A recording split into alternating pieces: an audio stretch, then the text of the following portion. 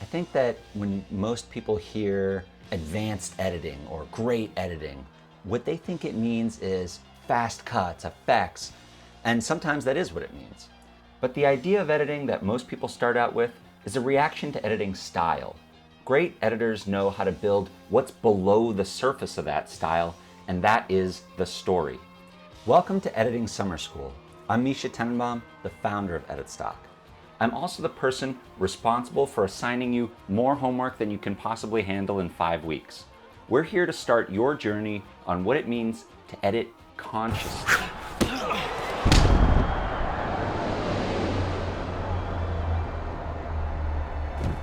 I said consciously.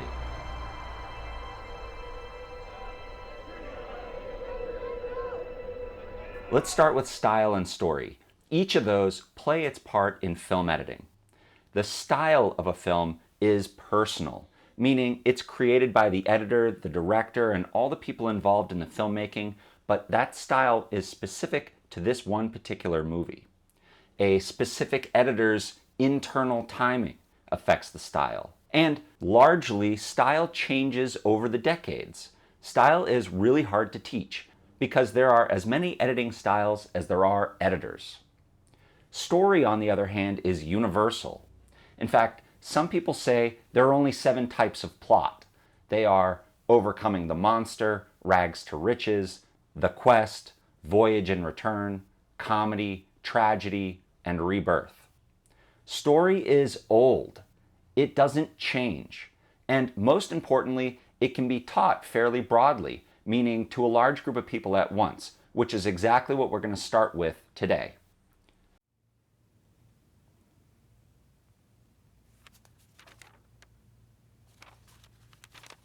I'm really sorry that your son lost his job, okay? I truly am. Then why can't you be more understanding?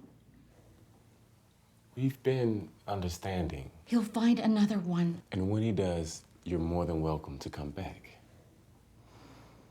You know, you might not believe me, but the public nursing home, it's not that bad.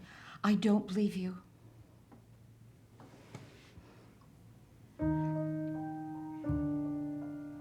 How long do I have to come up with the money? 2 weeks.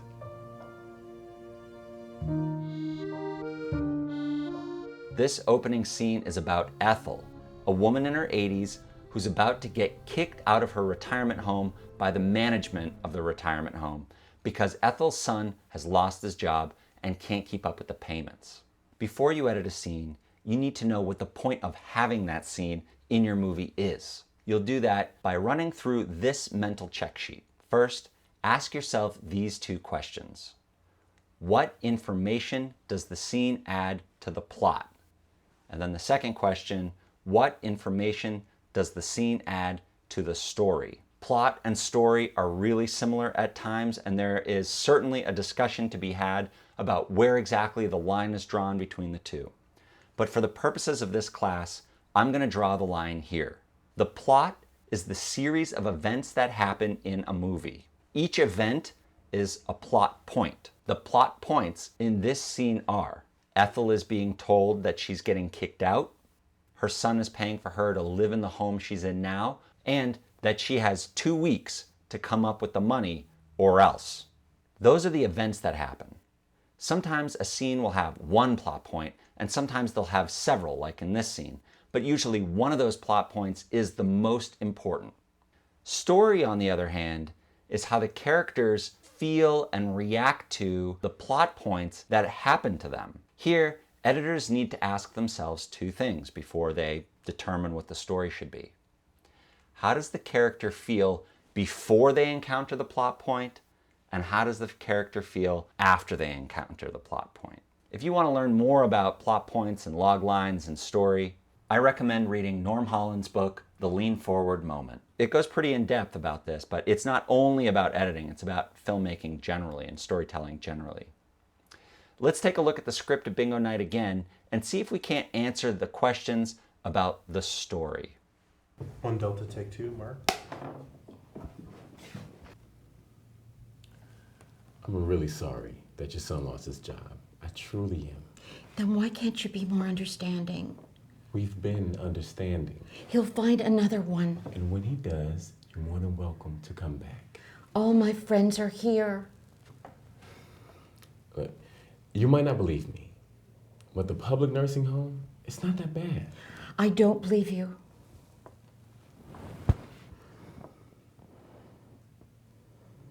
How long do I have to come up with the money? 2 weeks. How does Ethel feel at the beginning of this scene? Well, she's sad and frustrated. But what happens when she's exposed to the plot point of only having 2 weeks before getting kicked out? She also becomes desperate. That's the change I'm talking about. She goes from not just being upset, but also to being desperate, which is why in the next scene, she's trying to sell her jewelry. And it's also why she decides to buy a gun and to rob the bingo parlor. That's why the plot point of having 2 weeks left is the most important point of the scene. And for us, as the editor, we need to put that line into focus as clearly as we possibly can. I don't believe you.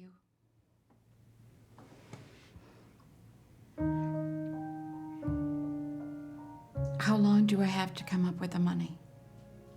2 weeks. When an editor is watching their footage for the first time, what they're aiming to figure out is the best way to emphasize the most important plot points and to get the most story that they can out of the scene. That is to say, the most emotion they can get out of the character who is affected by the plot point. It's cause and effect. Plot point causes emotion. Let's turn our attention finally to the actual process that editors go through while they're watching dailies. One Apple take two, Mark. I'm really sorry that your son lost his job. Okay, I truly am. I'm now ready to watch through all the coverage for scene one. Coverage means all the different camera angles which were filmed for a particular scene. A camera setup is identified by a letter following the scene number.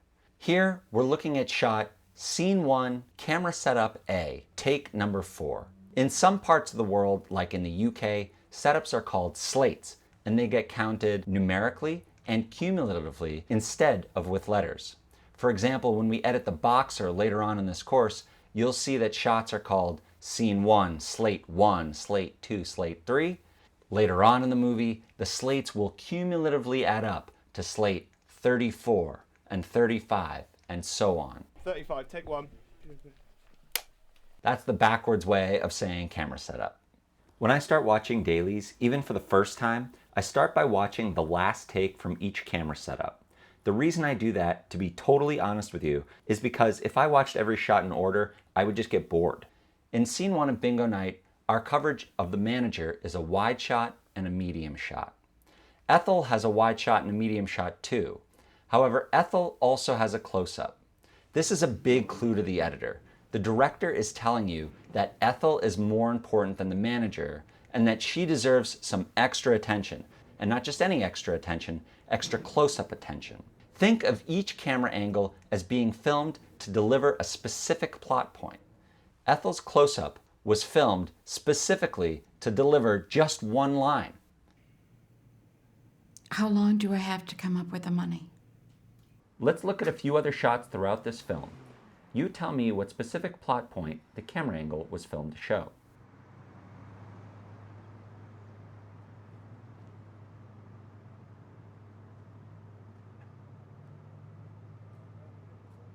Guns. Did you see that?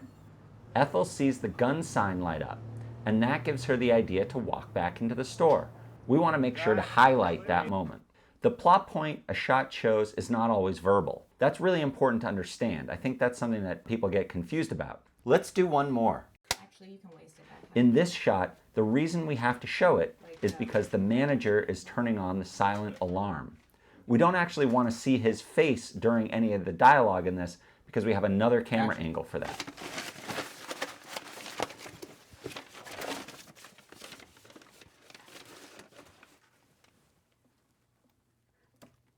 What was that? Nothing. You tell me what that was or I'll blow your head off! A panic button. Is that like life alert? Got. Hey, 9 bingo take 1. 9 bingo take 1. Mark. Use a shot for what it's intended for. Here in scene 6, we have lots and lots of shots of Ethel's face, but what does this shot, 6B, show us better than any of those other shots? How's that? well, I'm gonna need your help.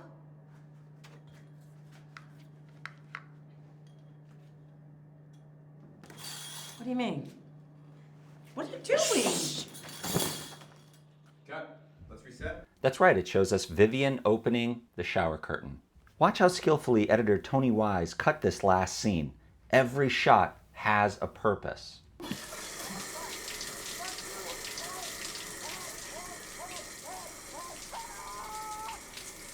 I figured out a way to get the money. Oh yeah? How's that? Well, I'm gonna need your help.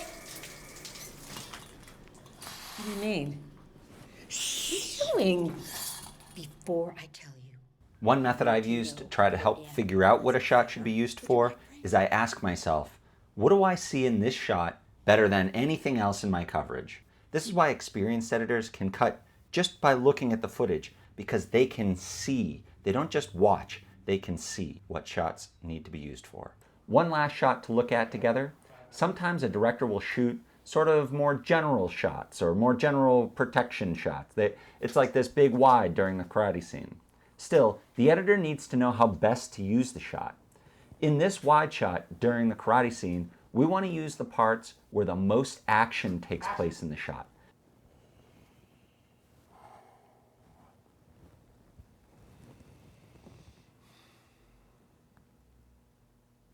Welcome to Ken Kwon-do. I am your sensei, Master Ken. And for the next 25 minutes, I own you. He owns you. This is no place for babies. No babies. There will be no complaining. No complaining. And don't even think about saying something like, Master Ken, I'm tired. Don't even think about it. Master Ken, my knees are sore. Buckle up. Master Ken, I have a false hip, and if I fall, I could die. I don't care. Because you know who else doesn't care? Serial rapists. Rapists. But after this class, they will care about one thing, and one thing only. What you can do with your fists! Ah! Fists up! 1, 2, 1, 2, 1, 2, 1, 2, 1, 2, 1, 2, 1. Hey, Ken Kwon-do is no place for socializing. 1, 2, 1, 2, 1, 2, 1, 2.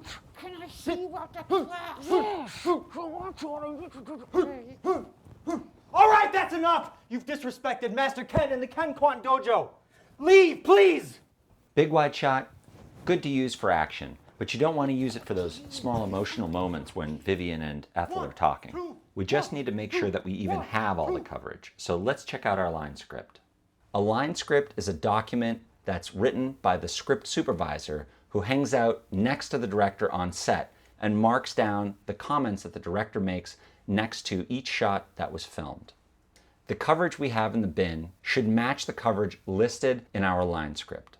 At the top of the line script, you can see that we have camera angles A, B, C, D, and even E, and that there's one more shot F, but it was kind of a mistake shot, so we're not going to use it.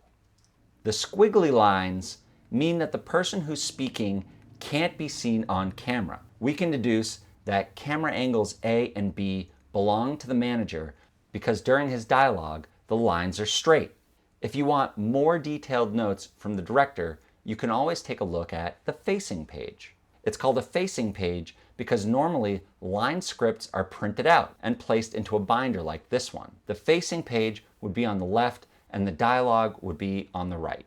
You'll notice that some of these shots are circled. These circle takes are the shots that the director liked the most.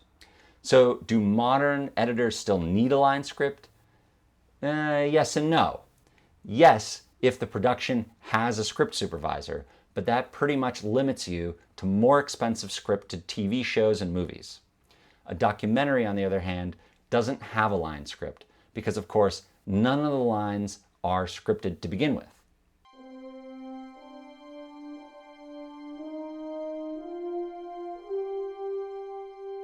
What I'm going to do now is cut an assembly for scene 1. We've already looked at the coverage together. Now it's time to put it all together.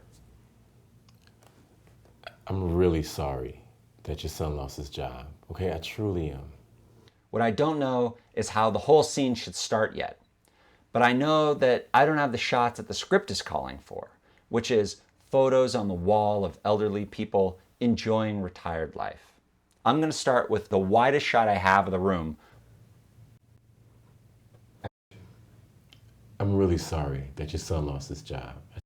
I wanted to start with a shot of Ethel, but the manager had the first line, so I put him in first and then went to Ethel. I truly am. Then why can't you be more understanding? So we're approaching one of my first editing secrets. In my first pass, I put every line of dialogue on screen. The reason I do that is because about 80 or 90% of the lines end up staying on screen. I'm really sorry that your son lost his job. Okay, I truly am.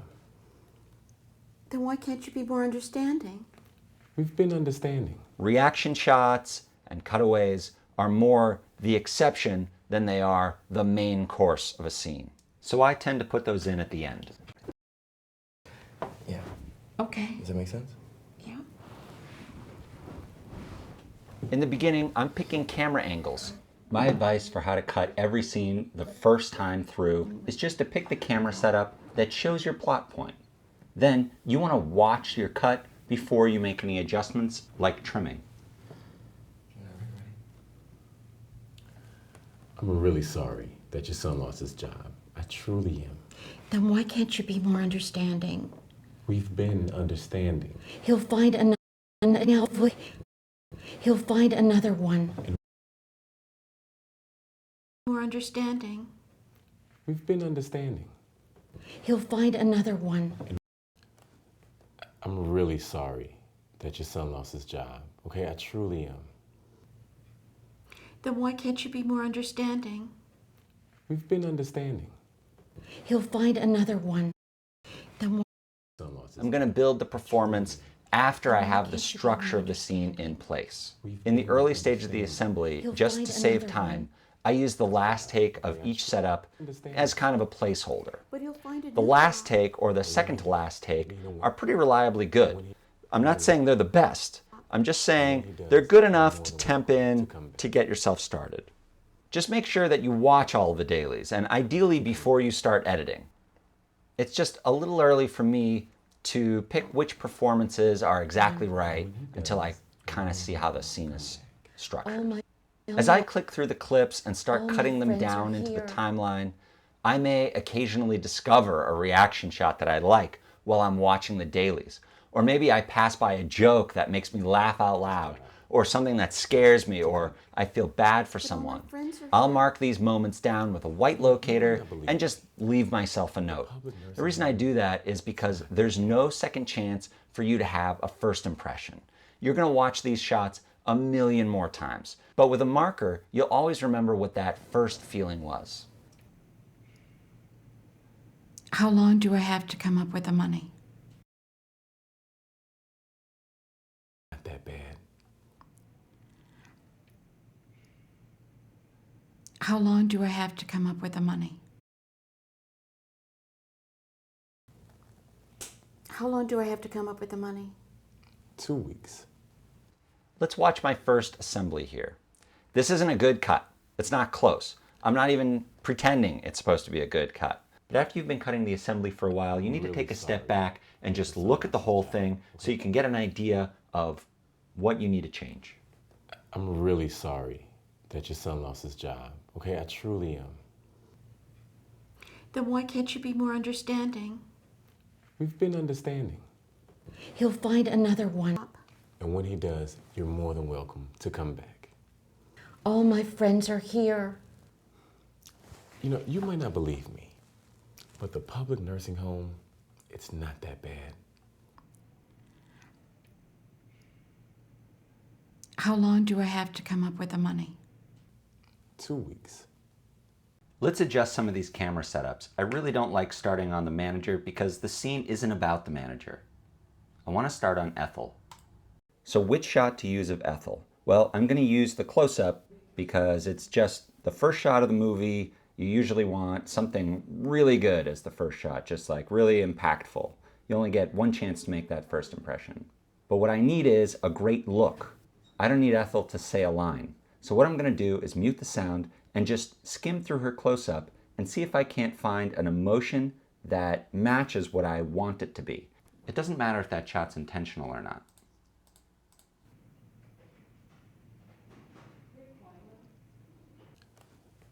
I'm really sorry that your son lost his job. Okay, I truly am.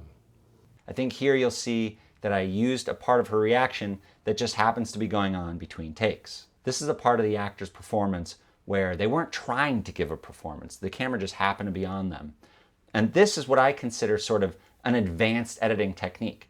I didn't have to flip this shot or reverse it or slow-mo it, but finding this shot, because in my head I'm trying to follow the story based on the plot points, is what makes it a good cut. Also, I know from the script that the manager is never going to be seen again in this movie. He's a bit player.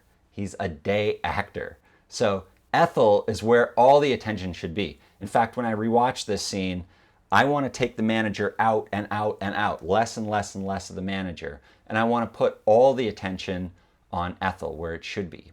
He's gonna find another job. And when he does, you're more than welcome to come back. We're now on step 2 of the assembly cut, which is building the performance and adding reaction shots. If you take a look at the action, that's the non-indented part of the script, you'll see that the script says that these two are in the middle of a heated discussion. So I'm going to pick performances that are the most combative. The director might come in later on and tell me that what I chose was over the top. But unless I've been instructed otherwise, I'm going to follow the script. Look, I'm really sorry your son lost his job, and I truly am. I'm going to take out this first wide shot of Ethel because I've already shown a wide shot on the manager, and mostly I don't need wide anymore. I want to get in close. I want to get in where the emotion is. So out with Ethel's wide shot and in with Ethel's medium shot. I'm very sorry that your son lost his job. I truly am. Then why can't you be more understanding? Since I'm on my second pass through, it's okay to start picking performances now. The script says that the two are in the middle of a heated discussion. So I want to pick more combative takes. I truly am. Then why can't you be more understanding? Then why can't you be more understanding?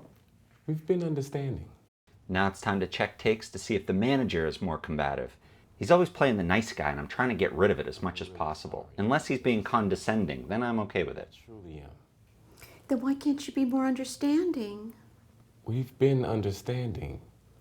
This eye roll seems to be sort of the best I can do here, but just so you know, just because the first pass through I was only picking camera angles doesn't mean that I'm going to ignore all the other shots. I'm really going to be vigilant about watching through every single take and making sure that I pick the best performance, because the last thing in the world you want is to have your director say, "Is that the best shot?" and then you look back through and it wasn't.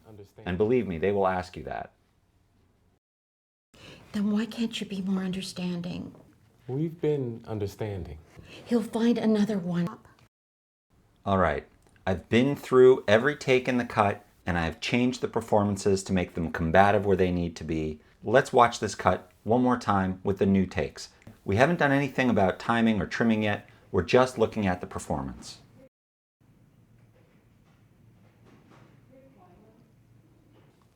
Look, I'm really sorry your son lost his job, and I truly am. Then why can't you be more understanding? We've been understanding. He'll find another one. And when he does, you're more than welcome to come back. But all my friends are here.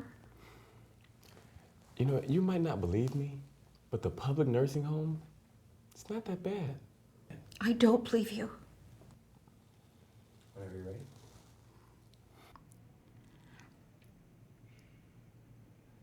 How long do I have to come up with the money? 2 weeks. Much better with the new performances in, but there's still one more crucial step, and that's trimming. Trimming is in charge of the timing of moments. Plus, when we trim, we're going to clean up all those little audio pops that you hear, and ultimately really professionalize the scene. If you don't do a trimming pass and an audio cleanup pass, basically your cut is unpresentable to anyone. Make sure you do it. When you're trimming, what you want to do mostly is what's called taking the air out of a scene. You want to try to take out the long gaps of empty space between all the dialogue lines. Look, I'm really sorry your son lost his job. The parts where they argue need to be much tighter. Look, I'm really sorry your son lost his job, and I truly am. Then why can't you be more understanding? We've been understanding. He'll find another one. And when, He'll find another one. and when he does, you're more than welcome to come back. See that little air pocket I'm getting rid of? A friend of mine who directed a movie I edited once called me the air pocket assassin. You don't want everything to be tight. Sometimes actually trimming loosens up a moment. He'll find another one. And when he does, you're more than welcome to come back. But all my friends are here. You know, you might not believe me, but the public nursing home, it's not that bad. I don't. It's just that on a first pass, we all tend to cut it a little loose. It's not that bad. I don't believe you. One of the things you're looking for when you're trimming is a complete look. I like to have an entire eyes don't down, believe eyes you. up, or cutting with the eyes are still open, or a full head nod. You don't want to cut in the middle of an actor's reaction. It just feels sloppy. Here I'm fixing up one of those spots where I used my trick of muting the audio while looking for a reaction shot. When I did that, the director was talking, or there was some crew I don't talking or believe some you. junk in the background. So I'm replacing that audio with room tone. And then I'll air pocket assassin this little detail here. What's really crazy is that all the work that you just saw that went into this, we're going to go through this process again with the director, again with the producer, again with the studio, every time refining, and we're going to constantly be finding a new little look here, or experimenting with a reaction or an alternate take.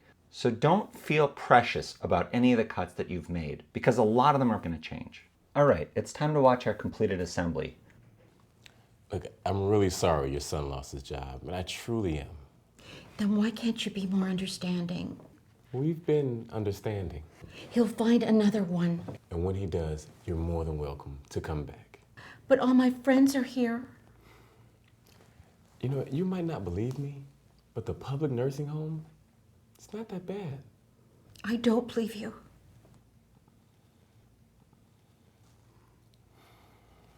How long do I have to come up with the money? 2 weeks. All right, let's run through those steps again. First, cut in the camera angles that need to be there to tell the story.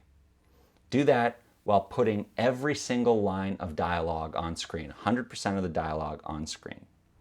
Then find the best performance of that camera angle and cut that in. Finally, trim your scene and adjust your audio levels to make it all feel smooth and sound smooth. I have one last topic I want to go over briefly in this video. I want to go over when it's appropriate to use a reaction shot. Using reaction shots in the wrong place is one of the most common editorial mistakes I see new editors making. So when should we use a reaction shot? There are actually some rules to it. You should use a reaction shot when one character asks a question of another character, even if that question is rhetorical. Cash or trade? Cash. See what I can do. That's it? You should use a reaction shot when one character behaves in a way that's outside of normal behavior. I am your sensei, Master Ken. For the next 25 minutes, I own you. He owns you. This is no place for babies. No babies. Don't even think about saying something like, Master Ken, I'm tired. Too bad. Master Ken, My nieces. Cutting to a reaction shot Oh, is going to tell the audience that someone else thinks it's odd too, and therefore it's okay for them to laugh or be scared or cry or whatever. Because you know who else doesn't care? Serial rapers. Rapers! But after this class, they will care about one thing only. What you can do with your fists! You should use a reaction shot if one character says something that directly impacts a plot point of another character. I know that you and Ethel have had some problems in the past. Your husband was a player. Yeah. Well, you know, it's days long ago. And right now, she kind of needs your help. And lastly, you use a reaction shot when one character is talking about another character who's in the room. A lot of directors say that they actually edit a film in their mind while they're filming it. Compare that luxury to the approach that documentarians have to take. There's no such thing as B-roll in a film. There are no clumsy shots. Your director will be expecting you to have a reason why you cut in every single shot. Okay, one more time. For next week, your job is to edit as many scenes as you can possibly finish. Then turn in your cut by Friday. If you need more time to finish the whole film, I know, I expect that, that's fine, but turn in whatever you can on Friday. In the next lesson, we'll take a look at some of the cuts you turned in, and we'll discuss them together. Then we'll talk about adding music and sound effects to better tell your story, and we'll talk about one of my favorite topics, how to restructure a film by moving scenes around or taking scenes out. Thank you very much for joining me in this lesson. Remember, you can always post your cuts or your questions to the Facebook group, and I'll get on it as soon as I possibly can.